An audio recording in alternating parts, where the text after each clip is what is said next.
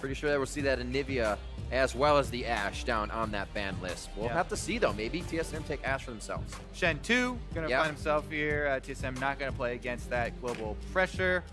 KFO, I was very impressed by his Gnar in the last game as well. So that very well could be another focus for Echo Fox. I mean, really the only big things that cost Echo Fox were a couple of calls to chase people, as you said, you know, chasing Bjergsen at first and then down the river as well. And that was just a little bit too much extra gold and pressure to Too much. back And know where Keith is. Keith is always the caboose too much. He's got to be in the middle. Put that Ashe right in the middle of the team comp. Give him a little more protection. What is our final ban here from Echo Fox? Heaven Time says it's Rek'Sai, actually. It will not be a first pickup. That still leaves the Elise and Italy on the board. The Gragas still, the Svenskeren. I told him between games, next guy who mouses over Teemo is going to have to lock him in. And Hunter said, okay, if you come down and do it, I will play Teemo. All right, we're all the way up here on I got this champion select. Take leave, Kobe. Maybe, can I text that ref behind him? This, oops, lock button. I don't think any phones are allowed on stage. True. Actually, that's very true. Yeah. So no phones, no cheating, people. Let's see what TSM want to go for here, though, because, you know, top jungler is off the field. Bjergsen can blind pick a Victor or something like that. However, no real need to jump on that early. I do like the Braum as well. Okay, Sivir is going to be big for double if we saw how big it was in the last game. And people are really just circling around this champion like, there's not a big enough difference that you can make in lane. Even though you can play, you know, like Sivir, or I mean, Lucian or Jhin or something into her. You know, you can always do lane swaps, and towards the mid and late game, just so much control with the Sivir. And once you hit those crit multipliers, things start to get ridiculous. So TSM going to go for that instead of the Braum. Meanwhile, Braum is one of the premier counters to Sivir. Not really in the lane, but putting up your shield and destroying the Ricochet. They decide to do. Jhin kind of acts the same as that Ashe in a way. You have hardly any movement to get out of a fight, but you can still start it from long range for your team. Slow multiple targets, get through that Sivir shield. Seen quite a bit of Jhin lately. Kez going back to his tried and true, the old Elise for him. Yeah, Kez on the Elise. He used to always go early Sightstone. We'll see if he actually goes for more early combat presence or does go super vision centric with the Elise. You know, when a lot of the other junglers, Reignover and Svenskeren, have been taking it, it's been mostly about invades and bullying the other jungler. We'll see how Kez decides to play this, because he's usually more of a counter gank, set up vision and control and track the enemy jungler rather than pick fights. Not really giving anything away, though, in the opening round here from Echo Fox. Big was really strong on the Braum in the last game, so I don't see the Karma not coming in here for TSM. There's the Karma, there's the Gnar. They will lock those two in. Biofrost gets what he would like, and they actually tossed KFO off the Gnar this game. Yeah, I actually like that takeaway here, because the Gnar was a pretty big playmaker for Echo Fox in the last game, and KFO played it very well. As we said as well, you know, he doesn't really have super bad matchups. He can play defensively pretty easily. Also can defend dives if you're able to charge up your Gnar bar. So yeah, very good blind pick, I feel like, right now. Any sort of champion that you want to pick into Gnar to really punish him is going to take a coordinated effort, and it will have to be, you know, the enemy team's also going to have to send jungle pressure there as well, you know, try and gank him. You can't really do it on your own, especially with the recent little mini buffs to him. I was wondering if that was Fox's choice too, because they banned the Aurelia the first game. Take the Aurelia. We'll do something, you know. Yeah, because Aurelia is one of those ones that she can do it. Jax can also kind of do it early on. You can kind of bully him, but Gnar can go defensive, boomerang spam. Yeah, there's the Jax. So Jax is one that can do it. And they do have an Elise as their jungler, so that's a very real possibility. They could try and camp this Gnar. You know, Jax is going to get a lead, and Jax can bully Gnar early on. Up to like level 5 or so is where Gnar can really comfortably just spam boomerang. from afar, but early on, Jax should have control, and if the police goes up there, you know, you get a Jax going up in that top side, you turn him into that split push menace. Yep. Hook KFO up with Rift Herald, and he's off and running. What do we got from the side of TSM? Taking all of the time here.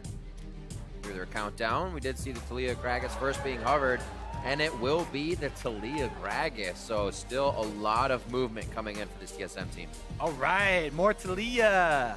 Bjergsen already was able to display some Talia strategies here for TSM in North American LCS.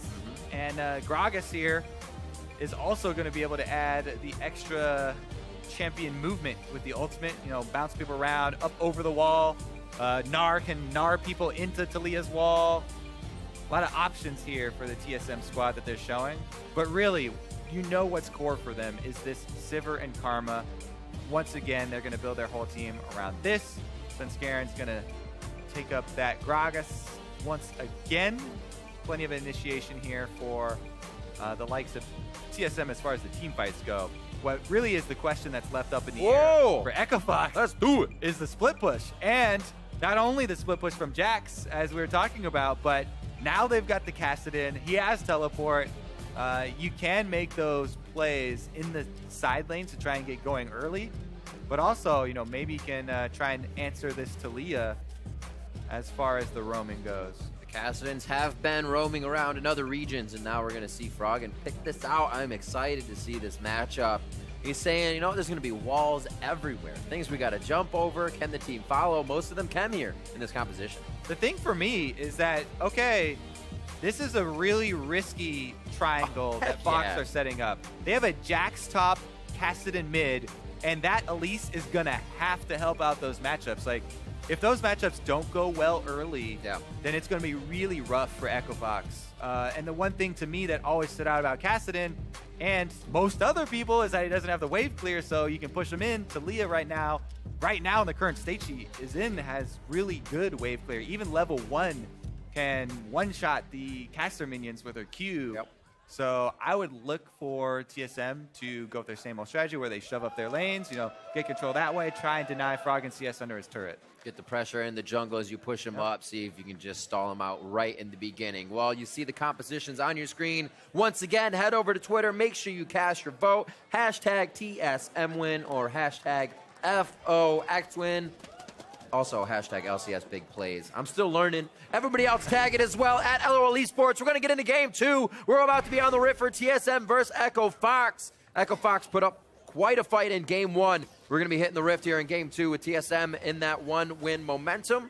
Can they keep it going, and can they take that NALCS win record? Ooh, interesting. TSM actually going to come out with 5-man level 1 rather than the normal defensive spread here. Go for an invade up on this red quadrant here of Fox. Let's see. They're splitting, trying to find the duo lane to see if the duo actually were going to come check. But no duo found for TSM, and they're going to group up and press through with 5. They should be able to get their heap wards down. Now, Echo Fox, we mentioned the pitfalls of a champion select like this, where you've got this Jax that you want to get going, and as well the Kassadin. There are upsides as well. If you can get Kassadin those early kills, really starts to snowball. And Froggen does have teleport. So we'll see if they can try and manage that. I like the choice of Elise there. Cocoons, lock people down, get the slows, get the kills. Yeah, and then Keith is on that mobile Lucian.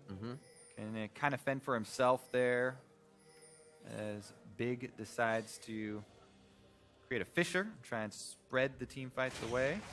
Really, though, it is going to be about the splitting here for Echo Fox. They don't want to fight the 5-man TSM squad. And that's the thing, too. Kind of puts you on that timer. TSM knows exactly what that composition is capable of and not capable of. So they, like you said, will be pushing up in this early game. We're going to get the matches in the top side for standard lanes. I'm liking it. See who takes control here. We'll see how the mid lane fares as well, since it should get a little bit of jungle action now. Yeah, there's the early shove from Talia. Bjergsen takes down the wave. Oh, pretty good harass there from Doublelift and Biofrost as they find the 2 versus 2 with their deep wards and get in that the cash early money. Shove here. it matters so much whether Karma hits the first couple, you know, mantra Qs. Yep. He's gained dominance in lane now. And once Sivir gets control of the wave and starts it pushing, you can't really get control back. What a spot for it to be in as well. Just outside your turret, they can put enough damage on you to maybe get a kill. You have to stay back. Oh, against the wall. It's actually very hard to stand against a wall against an opponent who can throw straight projectiles because you're telling them where you're going. And they're doing a really good job. If you look at the angles that Double Lift and Biofrost are taking, Biofrost set up that the boomerang there from Double Lift with a Q of his own. Down bottom, though, there's that early action we were looking for in the Jax lane. That would have been a Narbar, too. Interesting timing there for KFO and Kez, but they get out, and so does Haunter. Yeah, Haunter's going to have to play that defensive mode Gnar now. Spam your boomerang. Yeah, you're going to lose out on a few CS, but do not let Jax get the early kill on you, because if he does and has the extra item advantage to continue all-ins, then it gets pretty hard, and he'll punish Mini for him. Here goes Kez, though. There's the triangle between mid lane and what is now bottom lane. Yep. That we're kind of trying to set up for Kez. Makes his visits to both solos. Haunter, though, is given back. It's good. Nice counter-strike, stop Haunter from adding any more. He also avoids a good bit of minion damage. Yeah, plus KFO, starts channeling his Corruption Potion. And once the counter-strike goes off and does the damage, it gets his extra burn damage from Corruption Potion. So pretty well traded there by KFO. After he cleans up the minions, he should be able to do just fine in that lane. Pretty deep ward there from TSM as they spot out Keith and Big going to lifesteal off the Krug. Froggen was going to back, but he'll take one more wave. Bjergsen already has. He comes back with a quick Negatron cloak. Make sure Froggen can't just pop him out of lane with that damage from Kez. So they'll be a little mistimed in this, but the teleports may come into play for Froggen. Yeah, I'm excited to see this counter pick that Froggen has prepared for Taliyah, because we haven't seen much Taliyah, at this level. Pro play definitely different from regular rank Q. See, Haunter doesn't even have a ward, but he knows. I am Gnar. I just blew my flash last time. This is the defensive boomerang spam playstyle. You have to set up once you are down like that, and Kez is going to back off because Haunter's playing so defensively and sacrificed a few minions, but there you go. You take jungler pressure, you don't die, and your cannon minion barely lives for you. Great. That is superb news Help for the the top push. laner. Yes. A valiant minion. Oh. Could have just stopped short. See, patience. Uh-oh. Now he's got a jungler coming down. Big guy creeping. So's Kez. Looking for the counter, actually, knowing where the wave was, thinking they could get a quick hit before he gets under the turret. And Svenskeren says, I smell something going on in the bot lane. It is going to be a Mountain Drake for the first one up, which both teams would love to get, just not yet. This matchup is interesting, as you said before, because Froggen, you can dodge a lot as Kassadin, but then you can also dodge onto worked ground, so Bjergsen won't get as much out of his volleys as well. So it's kind of a game where you're playing against Bjergsen, but also trying to be in a position where he has less and less ability to use.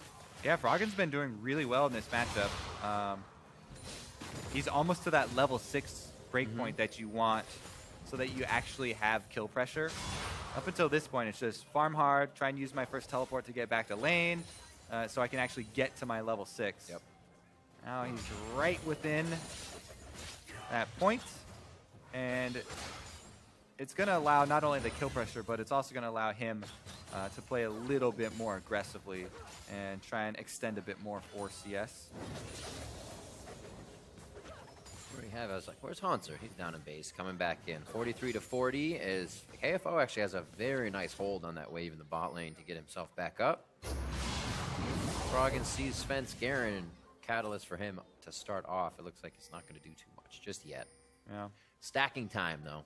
Froggen also is just maxing Null Sphere for the trades that he's going to try and take with Taliyah, rather than putting any early points. He just has that 1 point in the Force Pulse for the AoE. He's really focusing on that trading 1 versus 1. Here goes Kez again.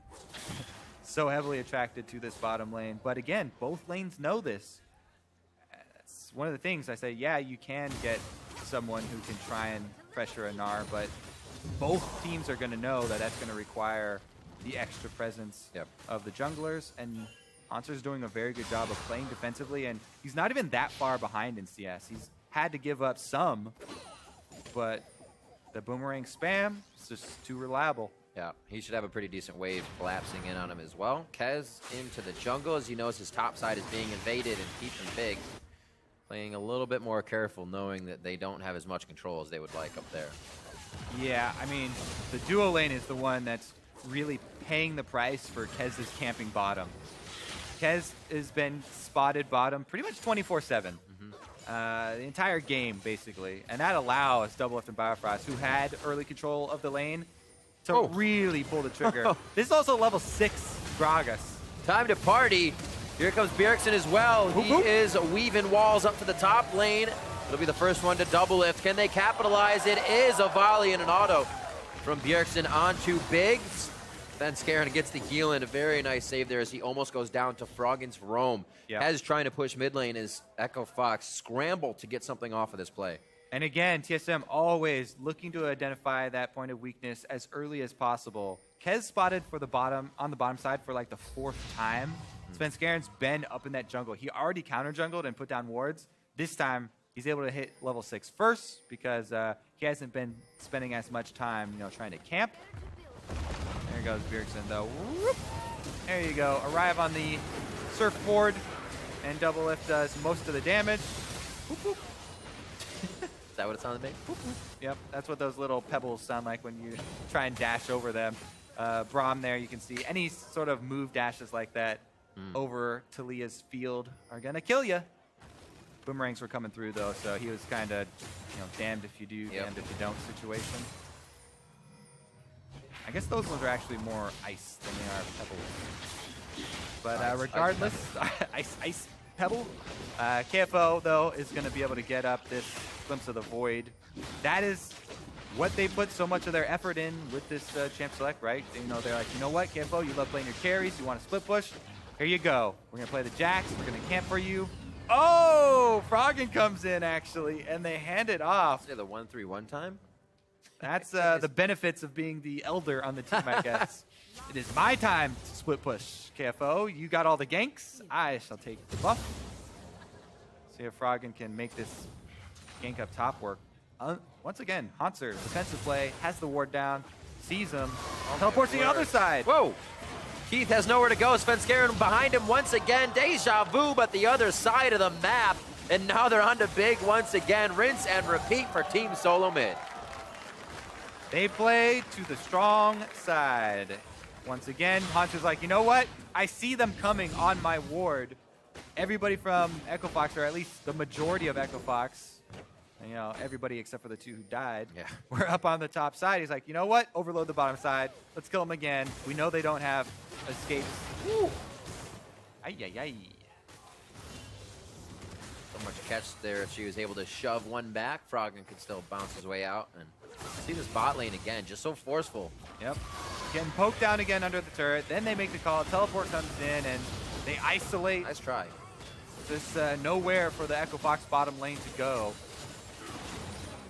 TSM recognized the focus that Echo Fox are trying to put on Jax on the top side. They pay him back on the other side of the map. Plus, Hanser's only down, 10 CS? That's not so bad. 8. Good try there from Echo Fox, though. Valiant effort, especially in game number 1. This game, they took a big risk. We said it was a risky champion select. And it is starting to go against them, so it's going to look like a pretty snowbally game, because of the risk that they knowingly took, and they're like, you know what, we're going to try for this Jax Kassadin. If it doesn't work out, then yeah, maybe it'll be a spectacular failure, but we said they don't have much to lose, and they're down for taking these risks. Plus, they still have a chance. Froggen could make a good teleport play. KFO's teleport's coming up kind of soon. Uh-oh, Keith, though. Whoa. It feels like there's nowhere to go for this Fox bottom lane, as Big and Keith have had to fend for themselves, and there is now literally nowhere for them to go under the turret. They are toast. They dropped the wall, realizing Svenskeren still needs to get through, but it may have cost them too much time. No Not tower enough aggro. DPS follow through. Keith has fallen, and it looks like they're going to be able to get out of that and find this turret shortly after. we're finally seeing why it was so important for TSM in all of their interviews for the past like 2 years. They've been talking about, we want to be able to play off of any lane. We want any lane to carry. We want to be able to play from bottom lane. We want to be able to play from mid lane or top lane. This is why that's so important for a team, to have a well-rounded team. Yeah. Because they can attack the other side of the map if they recognize the other team's focus. You know, Haunter just plays defensively. Rest of the team takes over. They play on the other side. But it'll never happen, Kobe. Bjergsen and Doublelift need so much resources. They're just going to fight all the time. Fight all the time. Here we go, though. I mean, you got to feel bad for Big and Keith. There's nowhere. They're just constantly running through their own base, zigzagging around, and Bjergsen hops over the wall, ice walls, shields them off. So Garen doesn't get tower aggro here. Yeah, that's right. So he's fine. Gets locked up, and they're able to walk away anyways. But Echo Fox have gotten the neutral objectives. So even though TSM are out to a pretty big gold lead for this early and 5-0 kill lead, Echo Fox did get that Rift Herald, and they did get this Mountain Drake, which is one of the Drakes that allows for huge comebacks. Because, hey, if TSM make a mistake and, you know, you catch a couple people out, you have the extra damage to actually turn, you know, a couple picks into a Baron or something. They may not have great wave clear, but when they get to those turrets, drop them real quick. Plus, you know, things are looking up. Jax has Trinity Force. Yeah. Few things to make you turn the other way if Haunter were to try to take a fight out of form. And he may actually have to here. Froggen, fortunately for Haunter, walks over a pink ward, so he'll have a little bit more time to get himself into defensive position. Bot lane's being pushed now by Doublelift, and you're going to see this sway down here from Fox to the bot side of the map, maybe. Yeah, this is one of those things we were talking about where part of it was Doublelift and Biofrost, you know, doing really well in lane to earn the CS leads that you see on Doublelift. And then also part of it is that Sivir, side lane, look, annihilate 5 waves at once. Boom. And all the way to the turret. He's been doing this for the last 10, 15 seconds. Big rest of the team getting here a little late. Kaz getting knocked in. Svenskeren with an over-the-wall ultimate throws him off guard, and Fox is forced to retreat completely out of this. They may actually lose another one. Pings go back for the blue, though. Yep. Meanwhile, on the other side, the 2 solos here for Fox trying to make a play once again on Haunter. But once again, Haunter, defensive plays, he avoids. And he is going to have to give up territory and give up more CS. But he lives. He has not died this whole game. And it feels better, even though it's more gold to be down 40 CS or something like that. It feels better. You haven't died, and you haven't given up map pressure. Bjergsen, though, base check on the Froggen. Since Garen's here, so numbers advantage for TSM as they try and chase. One Rift walk out. Looking for the rest of the team. They're all chasing down below. TSM has quite a good grouping here right inside the tri-brush. They have full vision as well. Fox is running blind at the moment. Just a few surrounding wards. They back out of this fight. They know they have bot lanes to clear as TSM is pinging them to say, hey, we actually have control with these waves. What do we do? Well, it's like they just hold on to mid. They can pretty much, they can pretty much start to take over jungle vision. Whoa, Bjergsen actually gets knocked up and stunned. There it is. Pulling the trigger on the side of Echo Fox. And Biofrost cannot do much to save Bjergsen. First time he goes down. There you go. They're on the board. They make a pick here in mid lane. Kill also goes over to Froggen, so the gold's in the right place.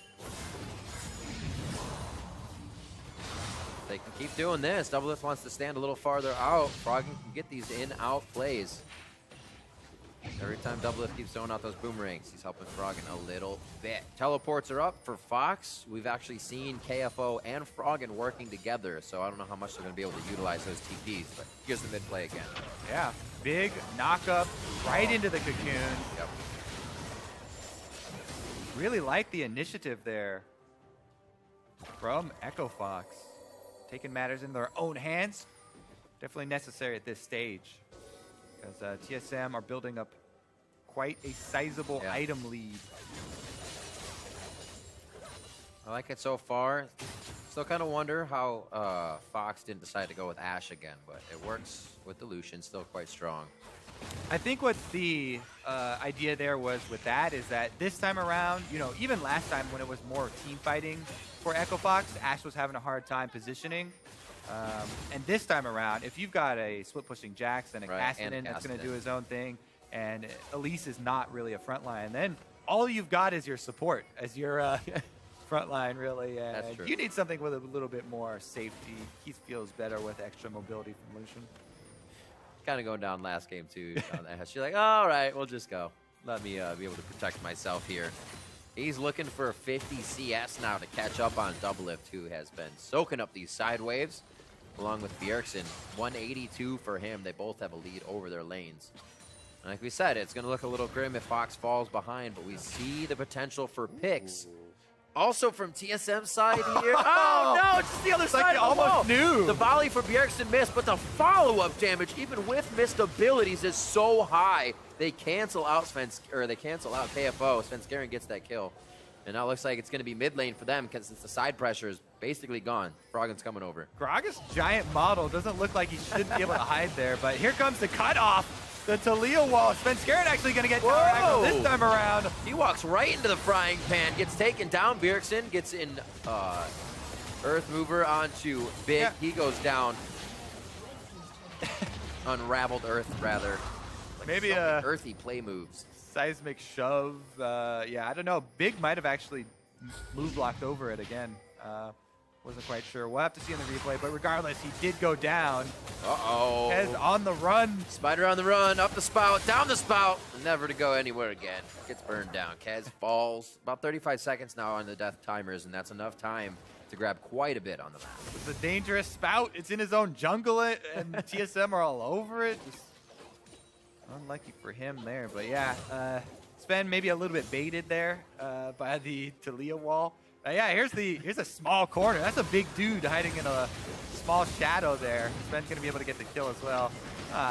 You missed your shots. I'll take this kill. Thank you very much. Here we go, though. This is the cutoff wall, but it actually ends up being... All that happens is Sven is isolated with the Echo Fox members. Too far away from the rest of the TSM team. Big puts up the wall. He flashed in, and then... Okay, no, he didn't jump across it, so that wasn't his own fault. He just got killed on it, and trade 1-for-1 plus the extra turret for TSM. So TSM increased their gold lead. Infernal Drake is up for TSM. That's exactly what they want, but first they want Keith. Oh, against the wall makes it so difficult, but he actually has nowhere else to go. The boomerang easily hits. Now Juggler they power. extend that lead. So the 300 and something gold lead Echo Fox had last time at 20 minutes is now a 6,000 gold deficit as TSM find out what Echo Fox is doing. They kind of read the playbook they came in with this game into this game with, and they've been able to pretty much play around each of those engagements. Yeah, but meanwhile, the game plan is still the same for Echo Fox. KFO is split pushing. He's up to inhibitor turrets now as TSM do try and take that Infernal Drake. The Ninja Tabis to kind of hold strong against Haunter. Get some damage down onto that as TSM pick up Infernal Drake, number 1 of the game for them. So each team now 1-1 on Dragon Control. Kez still trying to get himself into the jungle now. Dies in his own, but says, you know what? I like danger. We're going to the enemy's jungle. And it may actually cost him his life. Biofrost? That was not an ultimate that he used, so he could still ult shield the team. There's one over onto Bjergsen. That was the ult shield. Not the spout again! Kez No! far Please, not the spout! It was the broom that time. Oh, no. He tried to flash over the spout and run away, but... It's going to be a 21-minute Baron. That means Kez is down. No 50-50 chance. I don't think anybody's going to hop in for this. So I'm a liar. There we go. The TP's coming down. That's going to be from everybody Froggen. get in here! He's in. Froggen's very low. Flash to the backside of the pit. It's going to get hit. Oh, my God. KFO gets the Baron. Fox needs to get out now with the lives that they have. And Froggen, one of the guys that can still split push, does have the Baron buff. That is hilarious.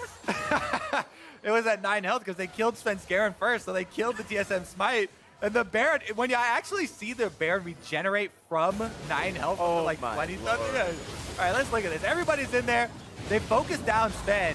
Sven dies before it goes under 900. Then it's at 400, just sitting there. Everybody's trying to fight. Focus on the team fight. There's so much chaos. 17 health, 20 health. Hey, look at that. Boom, got it. Sick.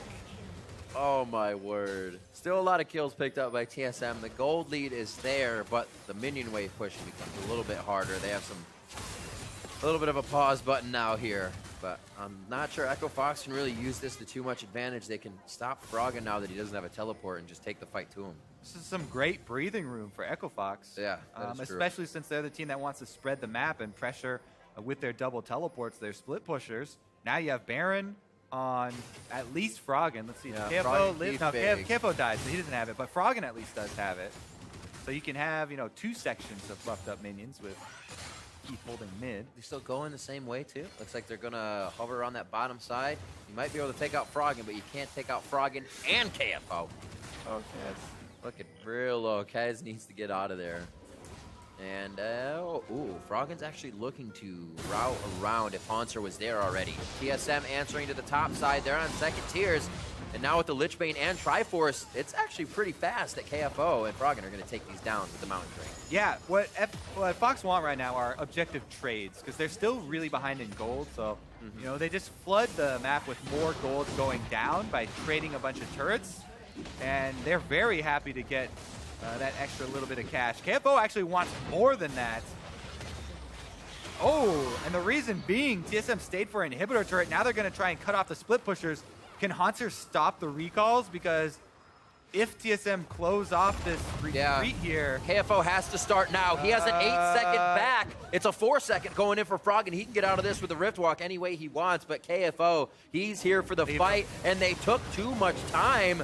Can the rest of the team push down mid? Is it low enough? It looks like it still has, no, not enough health. They should be able to go for it, but don't take the time to. Froggen trying to delay them so that they can try and get mid pressure, as you say. He's trying to delay them, but he's only one casted in, and he can't do enough. Bringing them back to the team too, so they're not going to be able to push the turret, even if they wanted to. Could have taken that route down through the Dragon area.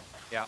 They still would have probably met TSM members at the turret due to the push, but 25 minutes in, Fox tried to bite back and get a little bit of the structures on the board. Still 7-4 in turrets, however, so all that gold for TSM. Yeah, TSM still a very good handle on this game. The main door wide open here. They're all sitting on over 1,000 gold right now, and they're still in Echo Fox's base. At 2,000 for double at 507, but they're ready to take the fight. Yeah, they want to get the inhibitor before they leave here. Might get chased off, though. Yeah. Echo Fox want them off their lawn. Froggen's going to go down here. I don't think he can get much done, though. Maybe they hold on to this outer... Oh, there's no turret there. Hold on to the rubble. I remember, I once had a turret standing here. The memory. Those were good days. TSM keeping up the pressure, though. There goes Sven. This will lead into that middle inhibitor turret, if they want it. KFO is trying to come over now. Could get the side swipe through the gate on the fight. Rappel goes up for Kez. He's used his disengage, and the wall goes over. We've seen this quite a few times, but the minion wave a little too far back for the use here. Nobody saw that. KFO. A little laugh over, but he still knows this is going to go down. They say, yeah, you want to laugh? You want to laugh about this now? They start taking the base 25 minutes in. TSM is making Echo Fox work for this game too, and they leave. Yeah, TSM are just throwing ultimates at the ground here.